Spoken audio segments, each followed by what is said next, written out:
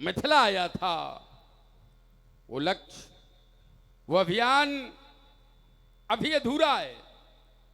कौन है वो नरनाहर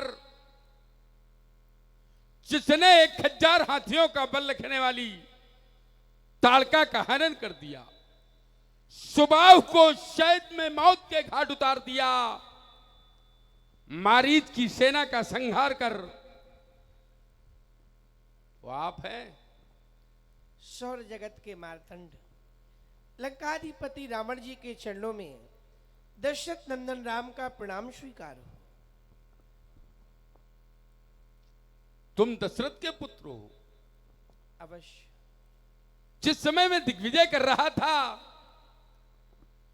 दिग्विजय करते हुए अयोध्या पहुंचा था, उस समय वहां का राजा नंद था जिसका मैंने वध कर दिया था।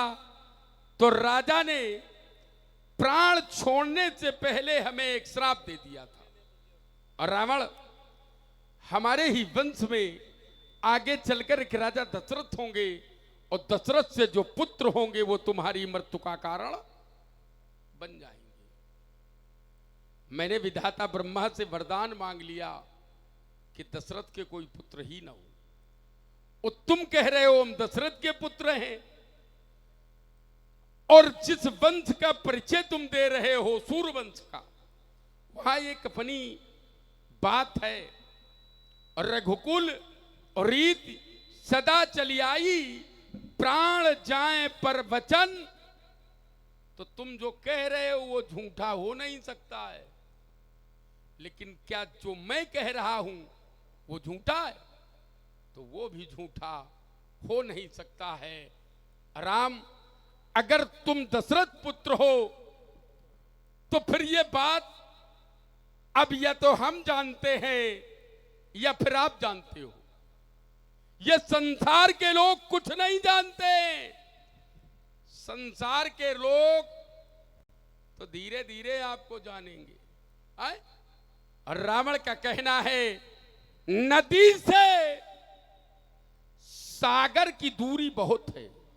सागर और रघुबर बाहुबल, नदी से सागर की दूरी बहुत है, लेकिन दोनों का मिलना जरूरी बहुत है।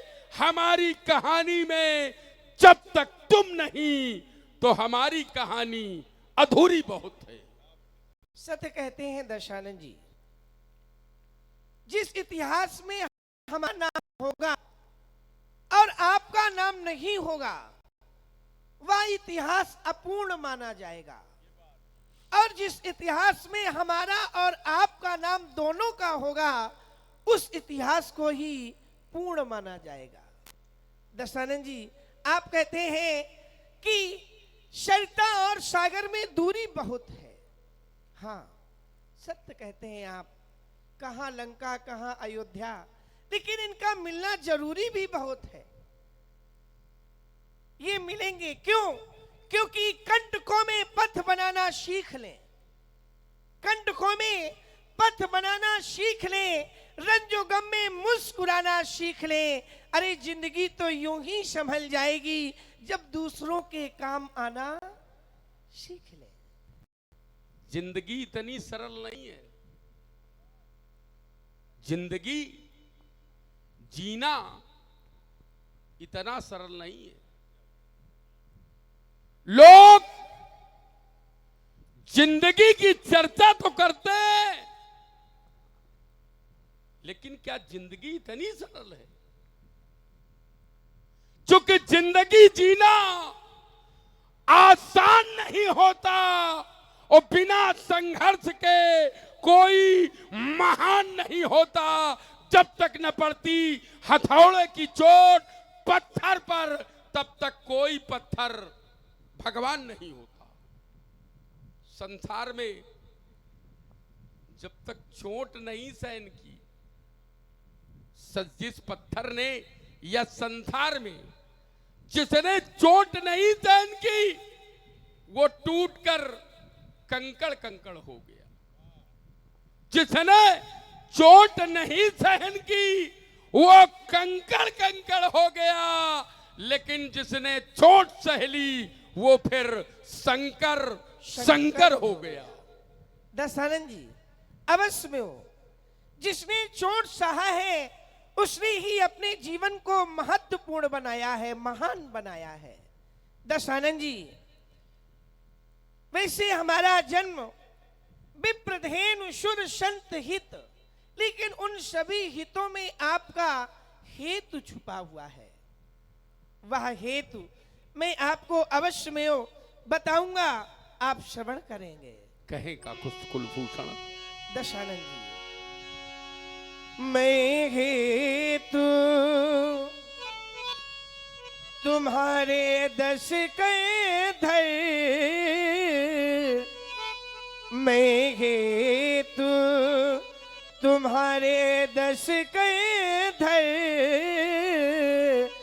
इस अवनीतल पर आया हूँ, अरसों के सहित जन्म लेकर, अंशों के सहित जन्म लेकर,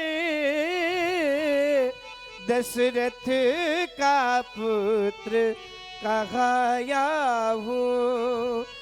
कुछ दिवस बाद ही लंकापति, कुछ दिवस बाद हे लंकापति, मैं तेरी गली को आऊंगा, बाणों की सैया सुला तुम्हें, बाणों की सैया सुला तुम्हें, निज पराम धाम पहुँचाऊंगा। मैं हेतु तुम्हारे दस के धर, इस अवनीतल पर आया हूँ। इतिहास के पन्ने पन्ने पर, इतिहास के पन्ने पन्ने पर ये अमर कथा लिख जाएगी। सुर नर मुनि गंधर्व आदि, सुर नर मुनि गंधर्व आदि, सब राम रूप मन भावेंगे। मैं हेतु तुम्हारे दश के धर, इस अवनीतल पर आया हूँ। काकुत कुलभूषण आप कहते हो मैं हेतु तुम्हारे दशकंधर इस अवनी तल पर आया हूं। संसार में व्यास जी जब तक कोई हेतु नहीं बना तब तक संसार का कभी हित नहीं हुआ।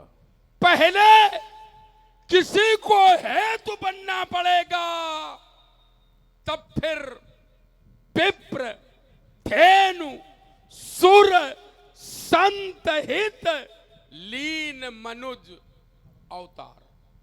जब तक हेतु नहीं तब तक किसी का हित नहीं। हेतु जब रावण तो हित इस संसार का।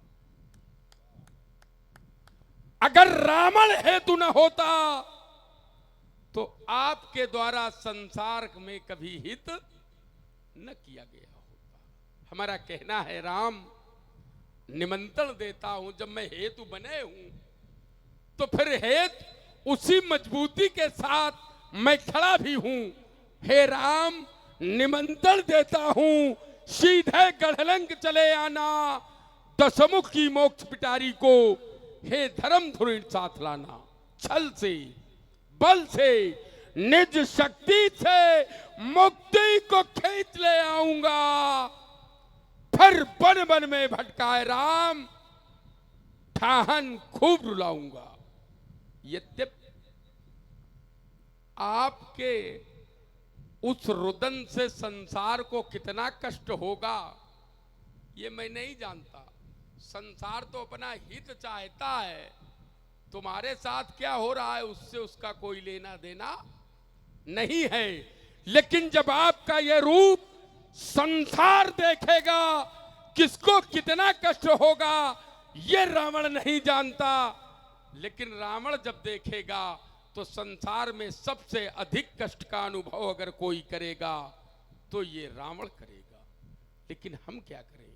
राम, ये संसार है, हो सकता है आपका वो ये दृश्य न देखे, तो हो सकता है ये संसार आपको इस लीला का, इस संसार का नायक न कहे और हमें इस रूप में न देखे, तो हो सकता है ये संसार हमें इस संसार का खलनायक न कहे। ठाहन खूब रुलाऊंगा फिर सीता मिस मेरा वंश राम, तुम सफलीभूत बना देना और बैठा कर बाण विमानों में निज परम धाम पहुंचा देना। अब हमारा आपका मिलन लंका के सम्रांगण में होगा, जहां आपके हाथ में चढ़ा हुआ धनुष बाण, हमारे हाथ में चमचमाती हुई चंद्रहास होगी। संसार राम जब आपका स्वागत करेगा, कोई स्वागत में पुष्पमाल भेंट कर देगा। हो सकता है उसी स्वागत में किसी मिष्ठान से आपका भोग लगा दे। ऐसा भी हो सकता है स्वागत के क्रम में आपके पादार बिंदुओं पे कुछ दक्षिणा चढ़ा दे। लेकिन रावण जब आपका स्वागत लंका में करेगा, कोई पुष्पमाल भेंट नहीं करेगा, किसी मिष्ठान से भोग नहीं लगाएगा, कोई दक्षिणा नहीं चढ़ाएगा। और रावण तो जब आपका स्वागत लंका में करेगा तो अपने प्राणों का पुष्प इन चरणों में चढ़ा देगा। अब हमारे हेतु की पूर्ति हो जाएगी। राजा बैठे हुए भगवान शंकर के प्यारे भक्तों, बड़ी श्रद्धा और बड़ी आस्था, यद्यपि आस्था और श्रद्धा की यहाँ कमी नहीं है, बैठे हुए भगवान शंकर के प्यारे भक्तों उच्च स्वर में बोलिए जगत गुरु भगवान शंकर की जय। गुप्त